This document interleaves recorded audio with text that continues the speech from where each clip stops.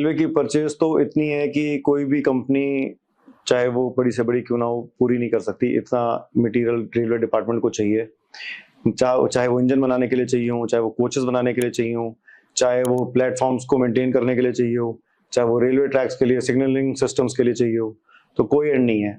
और इसके अलावा आप ये देखो कि एक कोई कंस्ट्रक्शन का भी बिजनेस कर रहा है तो भी इतनी सारी रेलवे की बिल्डिंग्स बनती हैं, जो प्लेटफॉर्म्स बनते हैं वो भी सब कंस्ट्रक्शन के लोग जो हैं, जो ठेकेदार होते हैं कि ए लिस्ट में होते हैं और उनकी अप्रूवल होती है तो वो भी करते हैं।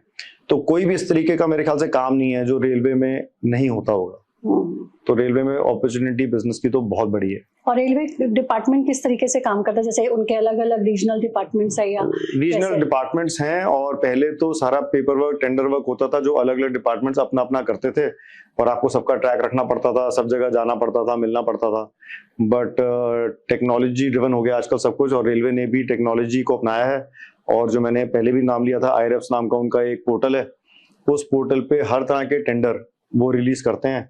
आपको अपना प्रोडक्ट सर्च करना है कि इसका प्रोडक्ट का टेंडर कौन से रेलवे में आ रहा है, कौन से जोन में आ रहा है, कौन सा उनका शहर में आ रहा है, कौन से रिपेयर का जो डिपो है वहां आ रहा है।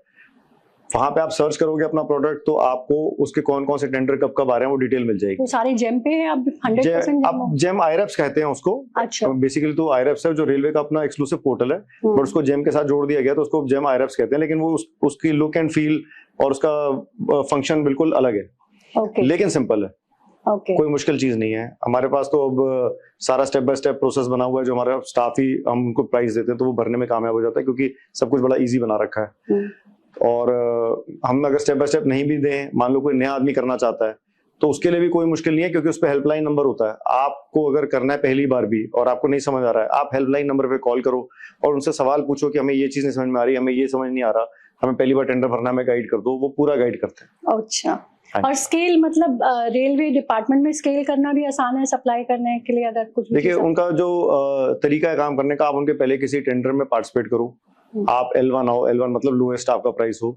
अगर आप L1 हो लेकिन आप रजिस्टर्ड सप्लायर नहीं हो तो फिर वो आपको पूरी क्वांटिटी नहीं देते, वो आपको उसी टेंडर में एक ट्रायल की छोटी क्वांटिटी देते हैं। अच्छा। उस छोटी क्वांटिटी को आप मैन्युफैक्चर करके अपने इंस्पेक्शन के लिए कॉल लगाइए।